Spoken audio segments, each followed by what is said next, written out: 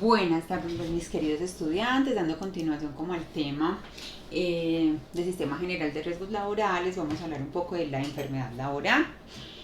Entonces, la enfermedad laboral la define la Ley 1562 del 2012 como una enfermedad contraída como resultado de la exposición a factores de riesgo inherentes a la actividad laboral o del medio en el cual se ha visto obligado a trabajar una persona, ¿cierto? En este momento están contenidas en el decreto 1477 del 2014 la tabla de enfermedades laborales que aún está vigente en nuestro país. El accidente de trabajo, entonces nos dice que es todo suceso repentino que sobrevenga por causa o con ocasión del trabajo. Listo, muy importante esa parte, es con causa o con ocasión del trabajo y que produzca en el trabajador una lesión orgánica, una perturbación funcional o psiquiátrica, una invalidez o la muerte. Volvemos y recordamos la importancia en este momento de todas las afecciones que afectan la psique, ¿cierto? Todo el tema del riesgo psicosocial que antes no se tenía como tan en cuenta, pero que ahora coge mucha fuerza y que vamos a encontrar entonces dentro de esa tabla de clasificación de enfermedades asociadas al trabajo, también las que afectan nuestro estado emocional y psicológico. Está bien entonces accidente de trabajo aquel que se produce durante la ejecución de órdenes del empleador, por eso les decimos mucho que tengan cuidado que mandan a hacer a la gente, que de pronto no tengamos nosotros que repetir, que la ARL repita contra la empresa un cobro, paga el accidente. Nosotros tenemos el ejemplo pues de la señora del aseo que la mandamos a comprar los buñuelos y entonces la atropella un vehículo. Seguramente la ARL en una primera instancia pues podrá pagar, pero y va siempre a repetir contra la empresa, ¿cierto? Porque es que dentro de las funciones de ella no estaba salir a comprar o a pagar los servicios, entonces mucho ojo con eso. Bajo su autoridad, usted la mandó, entonces el otro por subordinación dice yo tenía que hacer eso. Porque mi jefe me lo mandó. Entonces, mucho cuidado con lo que mandamos a hacer a las personas que no tienen nada que ver con el oficio que están desempeñando. Igualmente se considera accidente de trabajo aquel que se produce durante el traslado de los trabajadores o contratistas siempre y cuando el transporte lo asuma el empleado. Entonces yo le digo a mis trabajadores, bueno, cierre de mes en el hospital o en la clínica, vamos a trabajar hoy 31, todo el mundo hasta que cerremos. Y el cierre se va hasta las 12 de la noche y los taxis los paga la empresa. Entonces, ¿qué pasa? Los taxis los paga la empresa. El transporte lo asumió el empleador. Se accidentaron en esos taxis, se accidentaron en el bus de la empresa, se accidentaron en ese transporte que suministró la empresa, entonces se considera accidente laboral. No lo paga la empresa, lo paga el empleado, es en el bus, es en el metro, es en su transporte habitual, entonces no se considera accidente de trabajo. También por la ejecución de actividades recreativas, deportivas o culturales cuando se actúe por cuenta o representación del empleador o de la empresa usuaria. Recuerden cuando hacemos torneos institucionales de fútbol, básquetbol, de lo que sea, que a veces nos asociamos con las cajas de compensación familiar para estas actividades súper chéveres, o los paseos que se hacen en la empresa. Ocurre un accidente de trabajo, ocurre un accidente, es laboral. No es que nosotros pues estábamos brincando, saltando, corriendo. Hace poco en una empresa, específicamente en un colegio, una actividad recreativa, un día del maestro, se sale no solo con los maestros sino con todo el mundo. Una señora de la cafetería jugando con esos balones que la gente como que se mete y se dan golpes los unos con los otros. Ella dio un mal paso y tuvo una fractura. Eso fue hace cerca de un año, en mayo del año pasado. Aún está incapacitada porque no le ha soldado la fractura. ¿Es laboral? Sí. Pero es que no le pagan por estar brincando. O sea, sí. Es en una actividad que programó la empresa. Sí, ella estaba en horario laboral, en una actividad patrocinada por la compañía. Y les cuento, pues lleva ya casi un año incapacitada esta muchacha. El prestador de servicios de salud que atiende la enfermedad o el accidente es quien inicialmente da la calificación del origen de enfermedad y accidente. Usted es el reporte, ¿cierto? Pero el que presta el servicio pues dice, eso no es.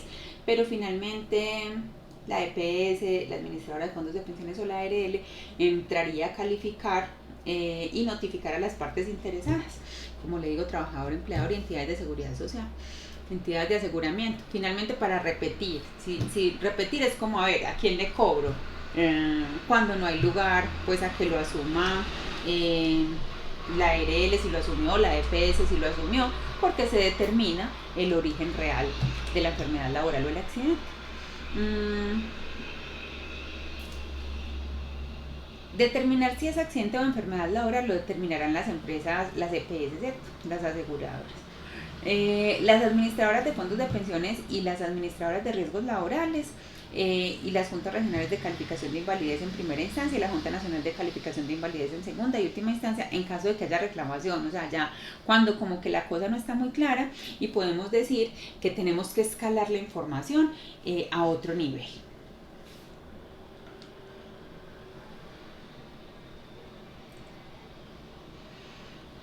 Hablamos de que las entidades de seguridad social, EPS, administradoras de fondos de pensiones, ARLs, deben disponer de un equipo interdisciplinario compuesto por un médico con experiencia mínima específica en medicina laboral de 1 año, un médico especialista en medicina física y rehabilitación, o sea, tienen que tener un grupo interdisciplinario para entrar a hacer esas juntas de calificación de invalidez.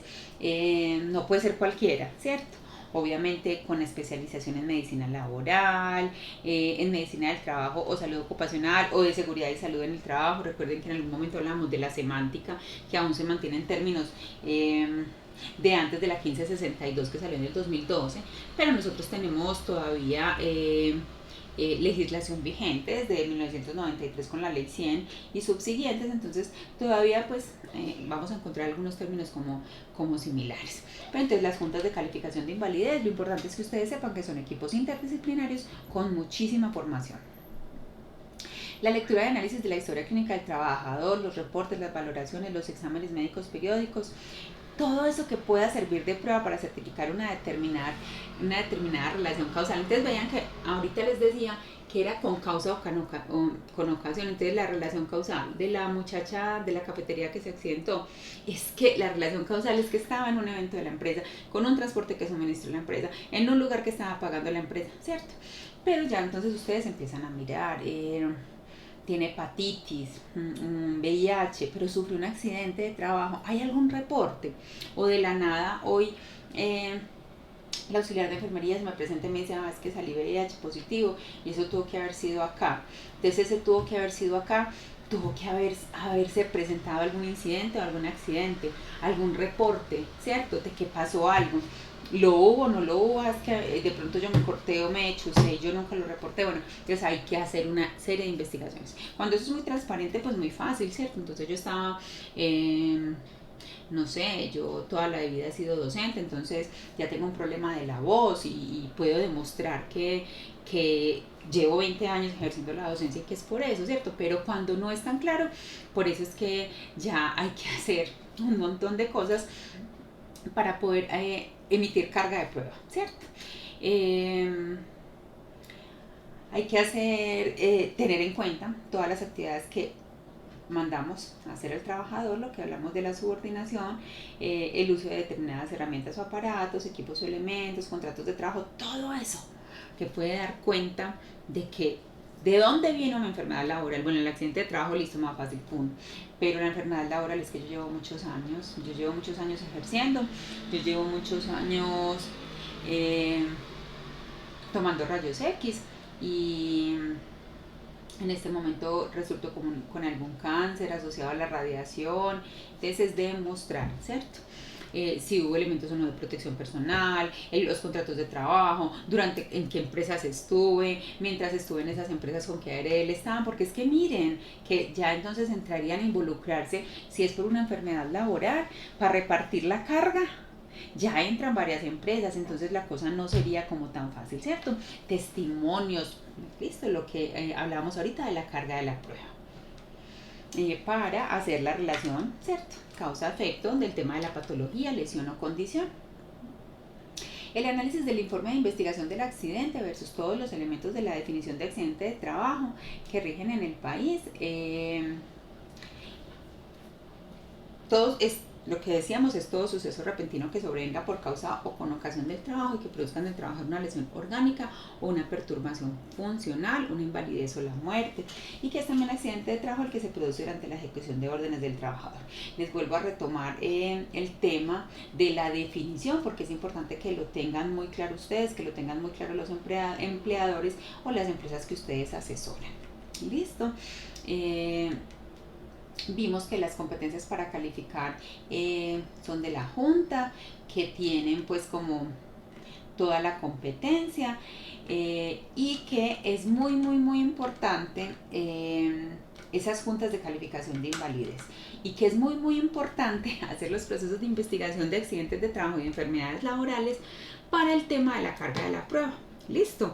Y para que ustedes demuestren como empresa, para que las organizaciones demuestren que tuvieron diligencia, pasó esto, hicimos esta trazabilidad, eso pudo haber sido acá o no pudo haber sido acá, o cuando la persona entró acá ya venía con una patología. Miren qué importante los exámenes de preempleo y los exámenes de ingreso. Súper importante, ¿cierto? Entonces, porque puede tener una patología, puede venir con un problema lumbar. Entonces, tan bueno y tan importante contratar con empresas serias los exámenes de preempleo, ¿no les parece? Porque entonces llega la gente y de una vez tenía una escoliosis o no tenía una escoliosis, ya venía con un antecedente de migraña, ¿cierto? Todas esas otras cosas que cuando surja la enfermedad decimos, bueno, eso no fue solamente acá, ¿cierto? O sea, acá de pronto se exacerbaron los síntomas, se detona la enfermedad, pero venía con un proceso desde hace X número de tiempo, número de años. Listo, entonces,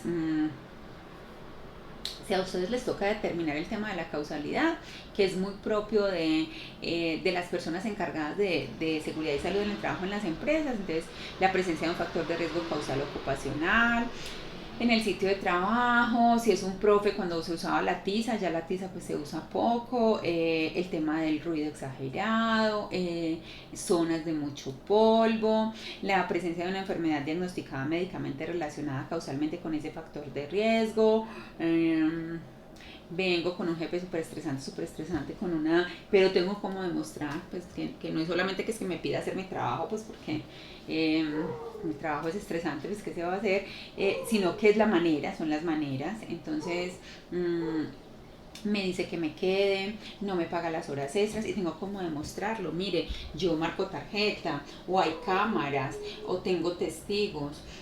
Somos 30, 40 personas en la empresa y siempre me dice a mí que me quede, que yo sea la que me quede.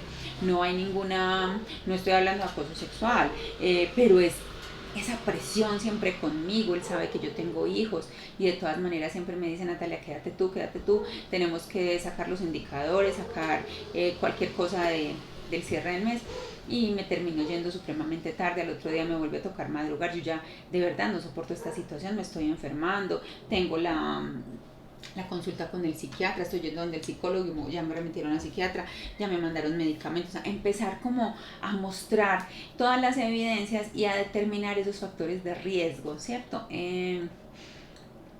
Ahora se usa en psiquiatría el término de ningunear, ¿cierto? Me ningunea, ¿cierto? Es como me ignora, ¿cierto? Entonces siempre me ignora. Yo estoy en la reunión y quiero participar y no me deja hablar, o cuando yo estoy hablando me corta, me hace sentir menos, o me ignora o me humilla delante de los demás. Entonces hay testigos, bueno. Entonces, ojo con eso para determinar la relación de causalidad, que en el examen médico preocupacional practicado por la empresa se detectó y se registró el diagnóstico de la enfermedad en cuestión. Ella viene, toma medicamento psiquiátrico, ella empezó a trabajar en la institución en que está en este momento, pues ella ya venía con un antecedente de una patología previamente diagnosticada, no es acá.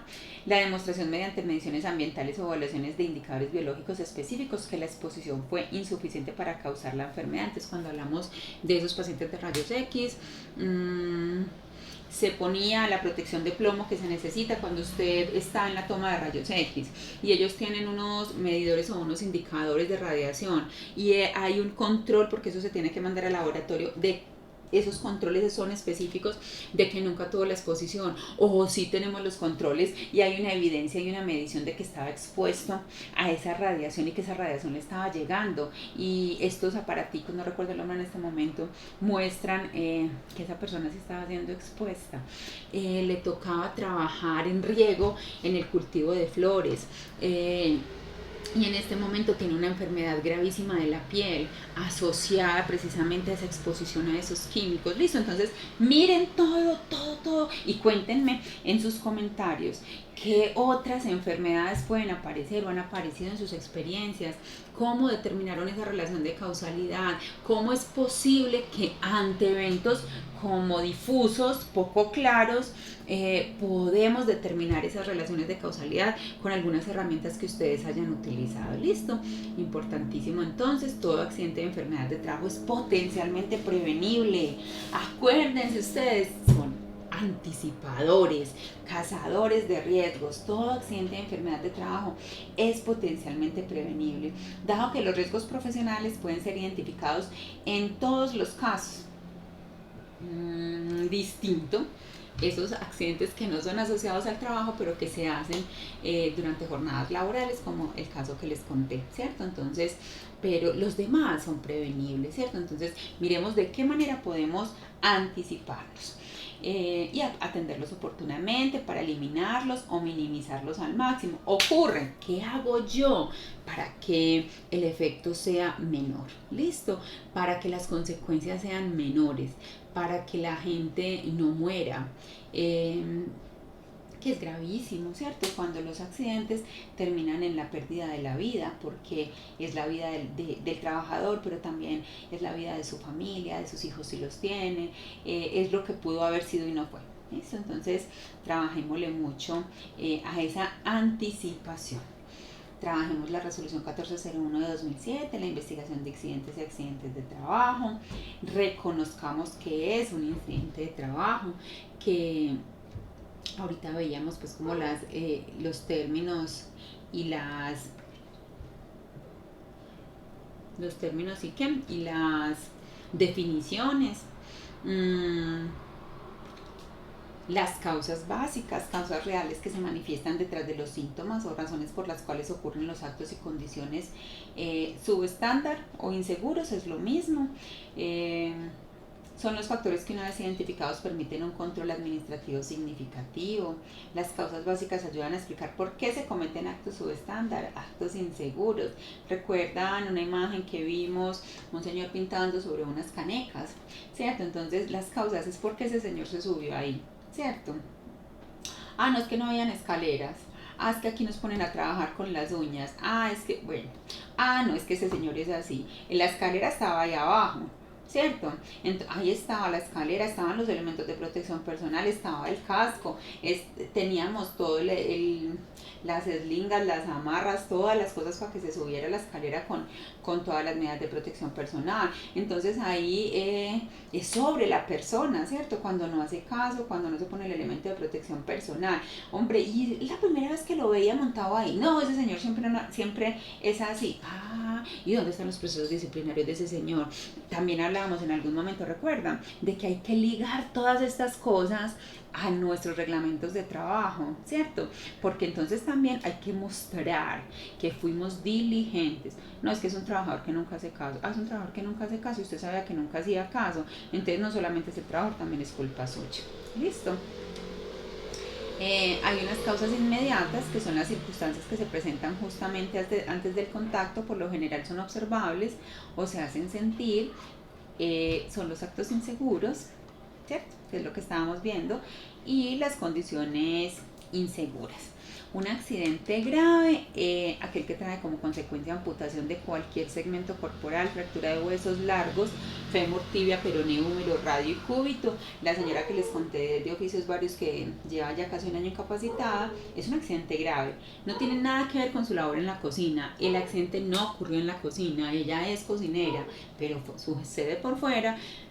Por alguna condición previa de ella, de sus huesitos no le han soldado, pero es un accidente grave, lleva muchísimos meses incapacitada y fue una fractura en su momento Eh, no creo que haya sido de fémur, pero bueno, ya lleva varios tiempo incapacitada.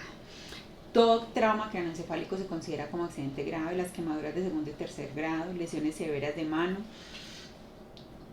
tales como aplastamiento o quemaduras, mire, en mano, obvio, por obvias razones, ¿cierto? Porque las usamos para trabajar. Columna vertebral, compromiso de médula espinal, gente que no puede volver a caminar, lesiones oculares que comprometan la agudeza o el campo visual, porque también entran a ser, en el momento de calificar, si tú no ves o ves el 50% o perdiste un ojo, ya entonces ya perdiste el 50%, recuerden que hasta el 50% de la capacidad ya entonces da para empezar a hacer un proceso de pensión. ¿Listo? Entonces, ojo con eso. Volvemos y retomamos que es un riesgo, es la combinación de la probabilidad y las consecuencias de que ocurra un evento peligroso específico, y el peligro es una fuente o situación con potencial de daño en términos de lesión o enfermedad, daño a la propiedad, al ambiente, al trabajo o una combinación de los mismos. Listo. Los objetivos de la investigación son qué pasó, ¿cierto? ¿Por qué pasó? Y los indirectos es tener, ¿para qué? ¿Para qué vamos a hacer esa investigación? Pues para conocer qué pasó y por qué. Y los indirectos es tener información sobre los factores de riesgo detectados para poder actuar sobre ellos en ese puesto de trabajo en particular o en los otros. Porque es que no me cabe en la cabeza que yo ya después de saber qué fue lo que pasó y por qué pasó, en 2 o 3 meses o menos vuelva a ocurrir un accidente en la misma zona, por ejemplo, ¿cierto? Con los mismos trabajadores. Pues no, hombre, por Dios, si ya detectamos que esa escalera estaba resbalosa, que cada que se bajaban por ahí alguien se caía, pues algo tenemos que hacer con la escalera, ¿cierto? Inclusive ir más allá del pasamanos, hay que mirar si es la manera en que está construida, bueno, sí, hay que ir más allá, pero eso no puede volver a pasar, porque es que si vuelve a pasar, entonces ya eso se vuelve más grave. Entonces una investigación efectiva logra describir qué pasó, identificar las causas inmediatas y básicas, determinar los peligros y los riesgos, desarrollar los controles, identificar las tendencias de accidentalidad, qué es lo que está pasando, en dónde nos estamos accidentando, a qué horas. Bendito Dios, los accidentes por punzón peligrosísimos, el VIH, la hepatitis B gravísimo. Oh mamá, mira, estamos viendo que pinchazos, 2 de la mañana, pinchazos, 3 de la... El cansancio, será el cansancio, será la hora. No, eso siempre pasa en cirugía, no, siempre pasa en urgencias. ¿Dónde? ¿Qué? ¿Cuáles son esas tendencias de accidentalidad? Y sobre ellas trabajar para promover y motivar la prevención de los riesgos. Con el riesgo psicosocial hemos ido pues como dando puntaditas, son esos factores psicosociales, los podemos definir como todos esos aspectos de la concepción de la organización, la gestión del trabajo, el contexto social, ambiental, que tiene la potencialidad de causar efectos físicos, sociales o psicológicos en los trabajadores.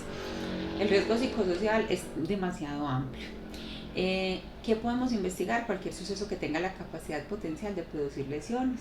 Hemos hablado de eso. Muerte, lesión grave, lesión menor, incidentes, actos y condiciones inseguras. Ustedes como investigadores cuando les toque, pues fotografíen todo lo que pueden. Dejen evidencia. Cinta de aislamiento para acordonar el área cuando haya una cosa muy grave, libreta de apuntes, linterna, grabadora, metro, lleven de todo.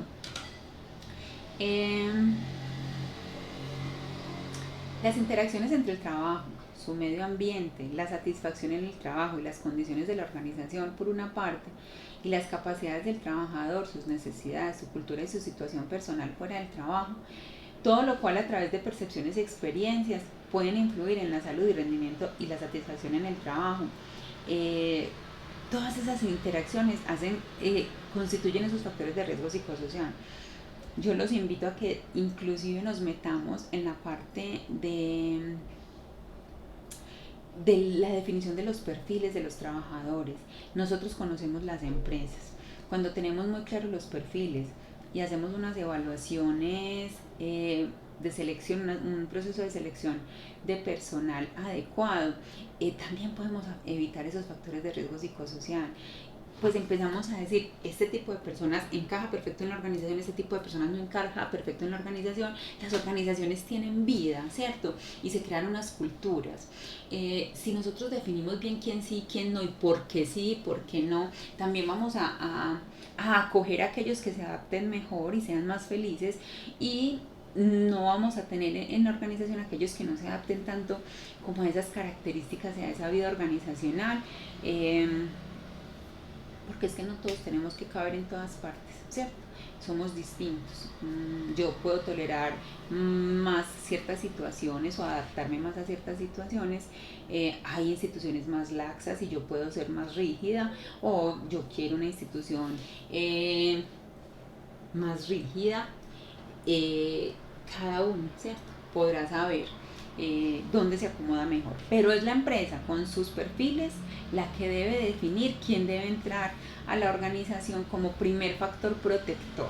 Es un factor protector.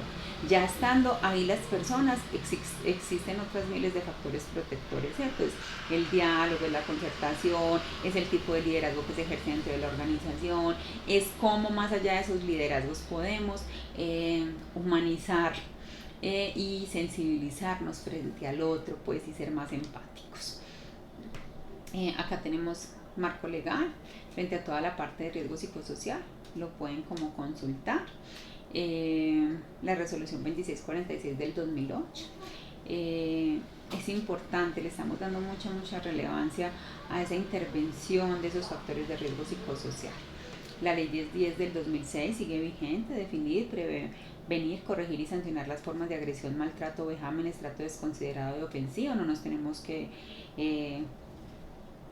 maltratar ni dejarnos maltratar, ¿cierto? No son gritos, no son usted es un hijo de tantas, un hijo por tantas, es el buen trato, es la calidad en el trato, son las adecuadas maneras. Hay diferentes tipos de liderazgo, pero en ninguno de ellos cabe el maltrato. Listo, ningún líder es que yo soy así, porque eso ya está mandado a recoger hace mucho tiempo. El psicoterror, el hostigamiento, la persecución encubierta, la intimidación, el maltrato psicológico, la violencia, ya no más, ¿cierto? Entonces, démonos cuenta, independiente de que la empresa sea familiar, de que la empresa sea gigante, de que la empresa sea chiquita. Entonces, toda conducta persistente, demostrable, que se ejerce sobre un empleado, ojo pues. Entonces, miren cómo son de importantes las pruebas. Son las conductas persistentes, demostrables, que se ejercen sobre los empleados en el fin de infundir miedo, terror, intimidar, causar perjuicio laboral, desmotivar, hasta inducir a la renuncia. Es como, lo hago aburrir como sea. Yo no le voy a pagar una indemnización, lo hago aburrir. El trabajo en condiciones dignas es un bien protegido, la libertad, la intimidad, la honra, la salud mental de los trabajadores, empleados, la armonía entre quienes comparten un mismo ambiente laboral y un buen ambiente en la empresa. Son bienes protegidos. Constituye acoso, la agresión física, cuidadito, ¿qué tal uno tocar a alguien? No, eso pues no debe existir. Las expresiones injuriosas o ultrajantes, cuidadito como trato a los demás. Me puede parecer muy risible y muy chistoso, pero al otro de pronto no le está pareciendo. Los comentarios hostiles y humillantes, la descalificación profesional. Esta sí no sirves para nada, este sí no, qué perezoso. No, vea, quédese calladito. Si a usted le parece tan malo el trabajador y usted es jefe, entonces siga un proceso disciplinario, péguese de ese reglamento interno de trabajo, no del código sustantivo. Es que el código sustantivo se queda corto. Para eso a usted la legislación le da una herramienta preciosa: diligencia, trabajo, organiza ese reglamento interno de trabajo. Aquí qué se puede hacer y qué no se puede hacer, cuál es su límite, cuál es el alcance en esta organización. Aproveche eso usted como jefe, o dígale a su jefe que aproveche esa herramienta maravillosa que tiene de hacer un excelente reglamento interno de trabajo para que pueda sancionar, y que no me vuelva yo en un perseguidor, pues como sea lo hago aburrir o lo enloquezco, no. Las injustificadas amenazas de despido, es que mucha gente por ahí para trabajar, ay no, qué pereza. Las burlas, las múltiples denuncias disciplinarias, las amenazas, hay que hacer, las maneras deben ser adecuadas. Entonces tenemos, lo habíamos visto, cuidado con las conductas donde yo hago evidente mi arbitrariedad, ¿cierto? Con el fin de motivar una renuncia, la discriminación, el entorpecimiento, la inequidad laboral, ¿cierto? Carga excesiva de unos con respecto a los otros, la desprotección, qué tal pues yo no tener empleados sin seguridad social, qué tal, ¿cierto?